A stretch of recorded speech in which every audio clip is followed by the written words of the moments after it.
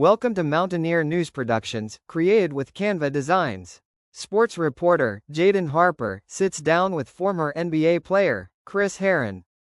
Taking your time out of your very busy schedule here, limited time here. How have you enjoyed Stroudsburg so far? I'm loving it. My first two schools were phenomenal. Looking forward to this night event at the university, and I believe I have, 4 more schools coming up. Very nice. Yeah. So, for those who don't know, can you quickly explain your story? Sure. The short version, my life had a lot of promise early on. In high school I was McDonald's All-American in basketball. Eventually landed a Division I scholarship, but was introduced to cocaine at 18 years old. And that moment, that night, turned into a 14-year battle with drugs and alcohol. Despite that, I still went on playing the NBA, and while I was in the NBA, I was struggling with an opiate addiction. At the time, it was OxyContin, and unfortunately, that transitioned into heroin. So, after playing high school, college, professional, and then all over the world, from China to Turkey to Poland, eventually I succumbed to the heroin addiction and I lost all of it. So that story went on, and ESPN 30 for 30 aired a special, and since that special has aired, I've been telling my story now for the last 13, 14 years. How would you feel has your life changed since you've gone around, going to schools, talking to the youth, the high school athletes, high schoolers? How have you said your life has changed? I think I learn a lot. I think it kind of keeps me in touch at some level with the younger generation. I've learned over the last decade that my presentation needed to transition in different directions.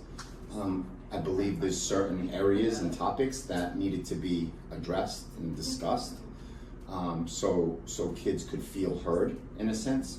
Not everybody walks into an assembly and really needs to hear about drugs and alcohol, but they might need to hear about self-harm or family, and so many other things that I've been able to kind of implement in my discussion with kids.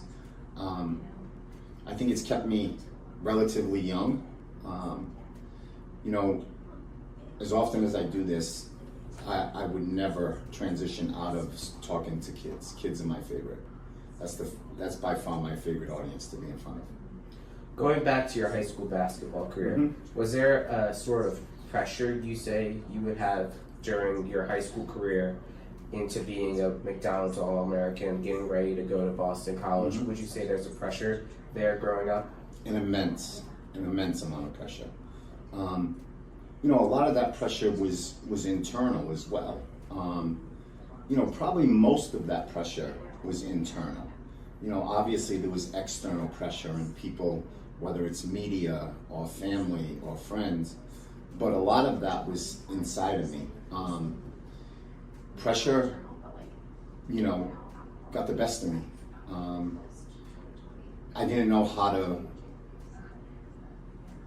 deal with that emotion. I didn't know where to bring that emotion. I didn't know who to talk to about that emotion. Because as a teenager, unfortunately, pressure meant weakness. And I wasn't brought up in a house where, let's discuss this stuff so we can overcome it and become better. I was brought up in a house that we don't acknowledge that. We keep that. That doesn't happen to us.